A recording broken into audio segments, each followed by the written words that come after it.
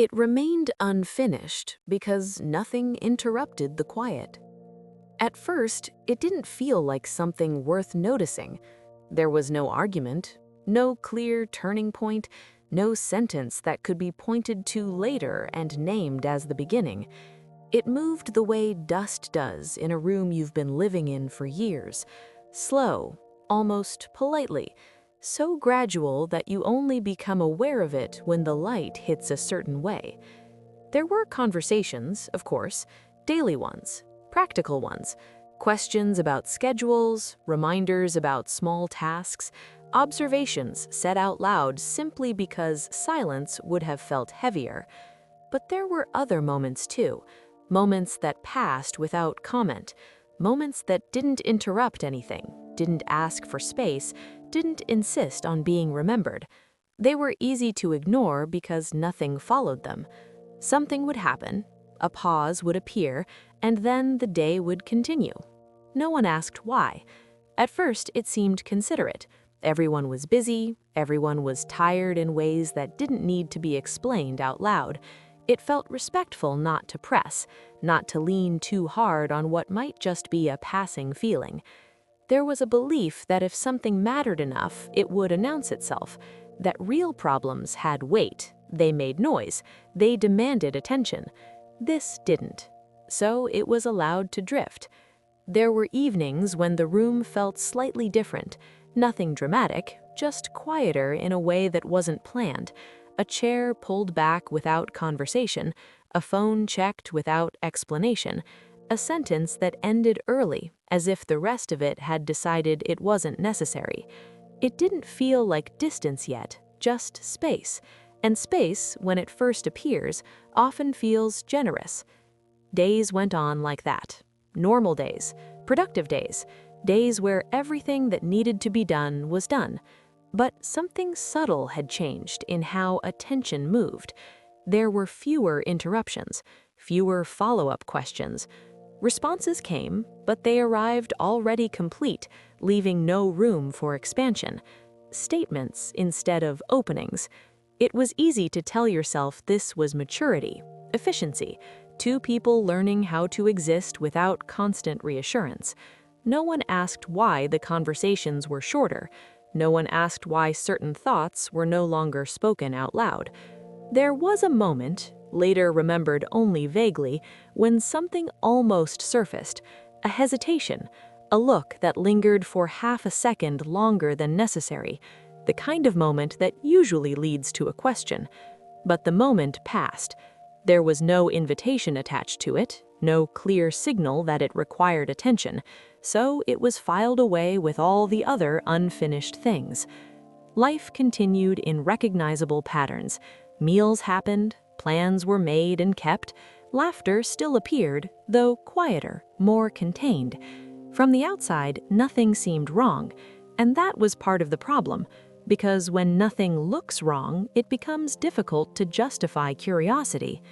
There were internal adjustments being made, though, small ones, unspoken ones. Expectations softened without discussion.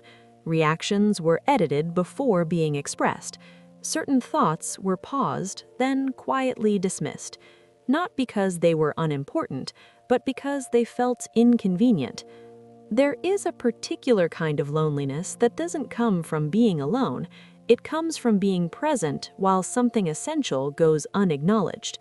That feeling didn't arrive all at once. It accumulated. It gathered in moments that didn't quite fit together anymore. A question that stayed unasked, an answer that arrived too quickly, a silence that lasted just long enough to feel intentional. Still, no one asked why. It wasn't avoidance in the obvious sense. There was no fear of conflict, no dread of confrontation. It was more like an agreement that had never been spoken but was somehow understood. An agreement to keep things smooth, to not disturb what still appeared functional. Because asking why would have changed the shape of the day. It would have slowed things down. It might have required listening longer than planned. And listening takes time. So the days kept their shape. Weeks passed. By then, the quiet had settled in more comfortably. It had learned where it could sit without being noticed. There were routines that no longer included explanation, decisions made without checking in, assumptions that replaced curiosity. None of it felt cruel. That was the confusing part. It felt neutral, almost gentle, and because it wasn't painful enough to demand attention, it was allowed to remain. There were moments when the absence of questions was felt more clearly, moments when something inside hesitated, waiting to be noticed, a story half-formed, a thought paused at the edge of expression, but the absence remained consistent. No one asked why that pause existed. Over time, the act of not being asked became something expected, almost reliable. You begin to adjust to what you can count on, and silence, when it's consistent, starts to feel like a boundary. There was less disappointment than you might expect. Disappointment implies expectation. This was more like a quiet recalibration, an understanding that certain parts of yourself would no longer be invited into the room, not because they were unwanted, but because they weren't requested, and without a request, offering them felt intrusive. So they stayed where they were, untouched, unexamined.